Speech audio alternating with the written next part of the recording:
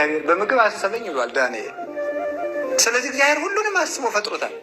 እንደዚህ ከሆነ እመቤታችን ተለይታ ታስባ ትኖር ነበር ያሰኛት ምንድን ነው?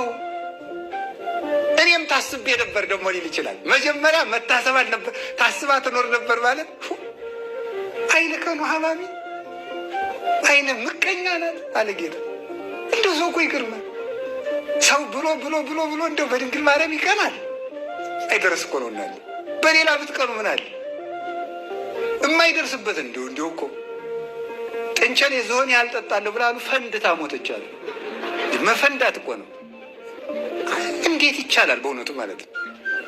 እና ታስባ ነበር እኔም ታስቤ ያለው ሊል ይችላል። በጣም ራስ ወዳድ ስለሚያደርግ ለራሱ ብቻ የሚያስብ ተመልከቱ።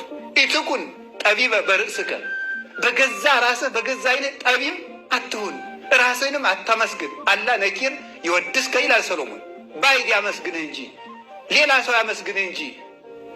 አንድም ብለው ሊቃውንቱ ከዚህ ዓለም በባህሪ ባዕድ የሆኑ ሥላሴ ያመስግኑ እንጂ መላእክት ያመስግኑ እንጂ ራስህን አታመስግን፣ ስለ ራስህም አትናገር ብሎ የሚናገር። እኔም ታስቤያለሁ። ታስበሃል? አዎ። የታሰብከው አንተ ሌባ እንደሆንክ፣ ቀጣፊ እንደሆንክ፣ ዘማዊ እንደሆንክ፣ አውደዳይ እንደሆንክ ታስቦልሃል። በቸርነቱ እንደሚምርህም ግን አስቧል። እሷ ግን የታሰበችው የሕይወት ውሃ ምንጭ እንደሆነች፣ ሙዳየ ፈውስ እንደሆነች፣ ነቃ ፈልፈለ ማሕይወት እንደሆነች፣ ሰማይ ዳግሚት እንደሆነች፣ መሶበ ወርቅ እንደሆነች ነው የታሰበችው። የሕይወት ዛፍ እንደሆነች ነው የታሰበችው። ምስራቅ እንደሆነች፣ ፀሐይ ጽድቅ ኢየሱስ ክርስቶስን እንደምታወጣ ይህን የተደበቀው ዓለም ጨለማ ተገፎለት እግዚአብሔርን እንዲያይ ያደረገችው ምስራቅ እመቤታችን ነው። አይቲ እንተ ታስተሪ እምርሁቅ ከመ ማይቶት ብሪት ከመ ፀሐይ፣ እንደ ፀሐይ የሞቀች እንደ ጨረቃ የደመቀች ከሩቅ የምትታይ ጎህ ማርያም ይሉሃል ይችላል። እሷ ስትታሰብ የመድኃኒት ምክንያት የአምላክ እናት ተብላ የታሰበች። በበጎ ብንተረጉመው እኛ ስንታሰብ በቸርነቱ ሊምረን፣ እሷ ስትታሰብ ጠለ ምሕረት ወልደ እግዚአብሔር ሊወለድባት፣ እኛ ስንታሰብ ከእሷ ተወልዶ ሊያበራልን፣ እሷ ስትታሰብ ፀሐይ ሊወለድባት፣ እኛ ስንታሰብ እሱ ተወልዶ ሕይወት ሊሰጠን፣ እሷ ስትታሰብ ሕይወት ሊወለድባት ነው። መሰረተ ሕይወት ማርያም ወጥንተ መድኃኒት ዘእምቀድሙ የተባለች ከዚህ ነው። የሕይወት መገኛ ያሰኛት እሱ ነው። ሕይወት ከእሷ ጀመረ ማለት አይደለም። ሕይወት የሚሰጥበትን ሥጋውን ከእሷ ነስቶ ተዋህዶ ሕይወትን በማሕፀን ጀመረው። በእሷ የጀመረውን በማሕፀን የጀመረውን ሕይወት ለእኛ በትንሣኤው ሰጠን። ዘዚአነ ሞተ ነሲያው እንቲአሁ ሕይወተ ወሀበነ። የእኛ ሞት ለእሱ ገንዘብ አድርጎ ይሁላችሁ። ይገርማል።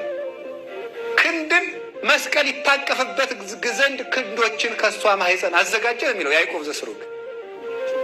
ዮሐንስን ያስጠጋበት ዘንድ ደረትን ከእሷ አዘጋጀ። ሐሞትን ይጠጣበት ዘንድ ከንፈርን ከእሷ ማሕፀን አዘጋጀ። ድነት ከእሷ ማሕፀን ጀመረ ያለው እኮ ይሄ ነው። እጥፍ ብሎ እኮ የዕውሩን ዓይን ያበራበት ምራቅ ይዘጋጅ ዘንድ በእሷ ማሕፀን አድሯል። ይህንንስ ከመዘንጋት በላይ እስመ ሀገሩ እንዲህ ይገርማል። ወይ በኢየሩሳሌምም ቢሆን አትማሉ ብሎ እስመ ሀገሩ ለንጉሥ አብይ፣ እስመ ሀገሩ ይእቲ ለንጉሥ አብይ፣ ለታላቁ ንጉሥ ለእግዚአብሔር ሀገሩ ናትና፣ አንድ ለዳዊት አንድ ለእግዚአብሔር ሀገሩ ናትና በኢየሩሳሌም አትማሉ ብሎ ማቴዎስ 5 ላይ ኢየሩሳሌምን ያከበረ እግዚአብሔር ክርስቶስ ሀገሩ ለንጉሥ አብይ በአማን ሀገሩ የሆነች ረቂቂቱን ከተማ እመቤታችንን የናቀ እንደምን አድርጎ ፍርድ ይገባው ይሆን? ስለዚህ እመቤታችን ታስባ ትኖር ነበር። በእግዚአብሔር ዙፋን ፍጡር አይቀመጥም። እኔ ቀናተኛ አምላክ ነኝ፣ ክብሬን ለሌላ አልሰጥም ይላል የሰራዊት ጌታ እግዚአብሔር። እግዚአብሔር የገባባትን ማኅፀን፣ እግዚአብሔር የተቀመጠበትን ዙፋን ማን ነው የሚቀመጥበት? እስቲ በሉ እንዲ አሁን የቀበሌ አስተዳዳሪ በወረዳ አስተዳዳሪ ወንበር ይቀመጣል? እስቲ ሂድና ሞክራት። አሽሮ ይለቃል። የለም አይፈቀድም። እንዲሁ መጠንን ታውቆ ነው። እሟይ አቅምሽን አልሞ ያለም ያሉ አሉ አይደል ቄሴ። አንዲት እሟይ ብድግ ብለው የኔታ አቤት እንዲሁ እኔ በህልሜ ታቦት ተሸክሜ ሰው እያጠኑ ህልም አይቼ፣ አይ እሟይ እንዲሁ ያቅምሽን አልሚ እንዲሁ ከሆነም እኔ ታቦት ተሸክሜ እንደው አንቺ ብታጠኝ ይችላል። እንደው ባይሆን ያም አይሆንም እኮ እንደው ያም አይሆንም። እንደው በየት አልፎ ባይቲ ሀሊፈኪ ድጓታ ሚረቂ ያለ እንደው ነውር እኮ ነው። መጠን አለው ነው። አዎ እግዚአብሔር አባቶች ይላሉ በጳጳስ ወንበር ኤጲስቆጶስ አይቀመጥም፣ በንጉሥ ወንበር መስፍን አይቀመጥም። እግዚአብሔር በገባበት ዙፋን ፍጡር አይደርስም ፈጽሞ። እንዴት ያለስ ደፋር! ሄሮድ ዮሴፍ ራ ያደረገው ጻድቅ ነው አይደል ያለው እንዴ? በዚያውስ ላይ ሐዋርያት እንኳን ክርስቶስን ከተከተሉ በኋላ ወደ ሚስት አልተመለሱም። እንደው ጴጥሮስ ሚስት ነበረው ይባላል። ጭራሽ እሷ አምላክን ወልዳ መልሳ ወደ ትዳር ተመለሰች ይባላል።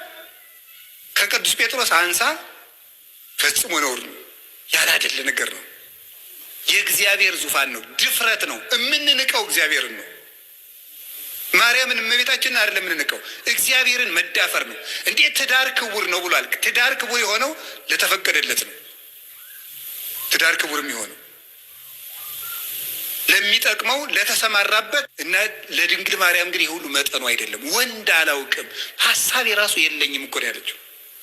ቅዱስ ጎርጎርዮስ ዘንዚናዙ እና ዘኑሲስ የሚሉት እንደዚህ ብላ ስትናገር በቃ ዘግታ ጨርሳለች ማህተሟን ነው የሚሉ። ፈጽሞ ሀሳብ ራሱ ብልጭታ የሚባለው ራሱ መጥቶባት አያውቅም ስላለም የምታስበው እግዚአብሔርን ብቻ ነው። እንዲህ ያለች ነው የስርየት መክደኛ ያሰኛት ይሄ ነው። አማናዊት ታቦት እመቤታችን እንዳለ እመቤታችን ቅድስት ድንግል ማርያም ይሄ ታቦት ምን ያርፍበት ነበር? ብርሃን። እስቲ ብርሃን በሉ። አቤት! ከድንግል ማርያም ምን ተገለጠ? ብርሃን በሉ እንጂ። ያ ብርሃን ማን ነው? ክርስቶስ ነው። ብርሃን ያረፈባት ታቦት እመቤታችን። ያንን ብርሃን ምን ይከበው ነበር አልኳችሁ? በሉ እንጂ። ምን አለ? መንፈስ እግዚአብሔር ቅዱስ ይመጽእ ላዕሌኪ ወኃይለ ልዑል ይጼልለኪ። የእግዚአብሔር መንፈስ ባንቺ ላይ ይመጣል፣ የልዑል ኃይልም ይጋርድሻል። ሀብተ መንፈስ ቅዱስ የተጋረዳት፣ መንፈስ ቅዱስ በሀብተ መንፈስ ቅዱስ የተጋረደች። ቅዱስ ቄርሎስ ሲናገር መኑ ውእቱ ዘከማከ ዘከለለ መንበሮ በእሳት ይላል። ቅዳሴ ቄርሎስ ላይ ሲናገር መንበሩን በእሳት ያጠረ እንዳንተ ማን ነው ይላል። መንበር እናቱ ናት። በእሳት መታጠሯ መንፈስ ቅዱስ ይጋርድሻል መባሏ ነው። የታጠረች መንበር ናት። ያችን እሳት ደፍሮ እንኳንስ ረተው ጎበዝ እንኳን እመቤታችንን እኮ የሰማዩን ዙፋን እንኳን እናቱ አይደለም እኮ ያ ዙፋን፣ ያንን እኮ ኪሩቤል ፊታቸውን ሸፍነው ነው ማየት አይቻልንም ብለው ማርያም እመቤታችን እንኳን ሊዳስሳት ሰው በስጋዊ ፈቃድ ሊቀርብ ይቅርና የሰማዩን እንኳን ማየት አልተቻላቸውም። እቺ ደግሞ እናቱ ናት። ስለዚህ እመቤታችን ቅድስት ድንግል ማርያም የእግዚአብሔር ዙፋን ናት። ደመና መንፈስ ቅዱስ የጋረዳት ናት። መስዋዕት ያርግ ነበር በታቦቱ። እመቤታችንንም ጸሎት እናሰርግባታለን ታቦት ስለሆነች። ቅዳሴ መሀል እመቤታችን ለምንጠር ለምን ተፈሥሒ ወዘንሥእለኪ ዳይና ቅድስት ምልዕተ ክብር ድንግል በኩሉ ጊዜ ወላዲተ አምላክ እሙለ ክርስቶስ አይርይ ጸሎተነ ዲበ መልዕልት አበ ፍቁር ወልድኪ። ሌላ የለው። ድነተ ስጋ ድነተ ነፍስን የምንለምንሽ ክብርን የተሞላሽ ቅድስት ወይ ደስ ይበለሽ። ወደ ልጅሽ ወደ ወዳጅሽ ወደ ላይ ጸሎታችንን አሳርጊ። በቃ የለም። ታቦት ናታ። እስራኤል በታቦት ጸሎት ያሳርጉ ነበር። እኛ በእመቤታችን ታቦትነት ጸሎትን ወደ ልጇ እናሳርጋለን። ሰዎች ግን የሚመስላቸው ድንግል ማርያም አማላጅ ናት ሲባል የለም ክርስቶስ አርብ በደሙ ስላስታረቀን የእሱን አማላጅ። ያዕቆብ ካያት መሰላል ላይ ከጫፏ ላይ እግዚአብሔር በዙፋን ላይ ተቀምጦባት ነበር ይላል። ይህንን ሊቃውንት ሲተረጉሙት የመሰላሊቱ ጫፍ የተባለች መሰላሏ ድንግል ማርያም ስትሆን የመሰላሉ ጫፍ የተባለ ደግሞ ሕሊናዋ ነው። ከጫፏ ላይ እግዚአብሔር ተቀምጦባት ነበር ማለት በድንግል ማርያም ሕሊና ከእግዚአብሔር በቀር ሌላ ሀሳብ ገብቶበት አያውቅም። እንዲህ ያለ ሕሊናን የያዘች ንጽሕት ድንግል ማርያም ተሰዳ ነበረ። የተሰደደችውም ምን ለማድረግ ይመስላችኋል? ስደታችን በስደት ለመካስ ነው። ስደታችን በስደት ለመካስ ካሳ ለመክፈል ተሰደደች። ሔዋን እመቤታችን በእግዚአብሔር ፊት የቀረበችልን የካሳ ምልክት ናት። ሔዋን እባብ ብትሰማ እመቤታችን ገብርኤልን ሰማችልን። ሔዋን እምቢ ብትል እመቤታችን እሺ አለችልን። ሔዋን ባትታዘዝ እመቤታችን ታዘዘች። ሔዋን ድንግልናዋን ባትጠብቅ ድንግል ማርያም ድንግልናዋን ጠበቀችልን። ሔዋን የሞት ሁሉ መጀመሪያ የሚሆን ቃየልን ስትወልድ ድንግል ማርያም የሕይወት መሰረት ክርስቶስን ወለደች። ያንን አዝላ ሔዋን አጥፍታ ተሰዳ ነበረችና እንግዲህ በዓለም ላይ ዋስ ጠበቃ የሚሆን ወንጀል የሌለበት ሰው ነው። በመስሪያ ቤት ስትቀጠሩ ተያዥ አምጡ ትባላላችሁ። ተያዥ ስታመጡ ከሌላ መስሪያ ቤት ተያዥ የሆነ ሰው ማድረግ አይቻልም። ዕዳ አለበት ማለት ነው፣ በዚያኛው ስለሚጠየቅ። አሁን ሌላ ሰው ቢሰደድ እነ ራሔልም ተሰደዋል፣ እነ ልያም ተሰደዋል፣ ሌሎችም ሴቶች ኤልሳቤጥም ተሰዳለች። ብዙ እናቶቻችን ክቡራት እናቶቻችን ተሰደዋል። የእነሱ ስደት ለሔዋን ካሳ መሆን አይችልም። ለምን? ዕዳ አለባቸው ነው፣ ሌላ ዕዳ አለባቸው።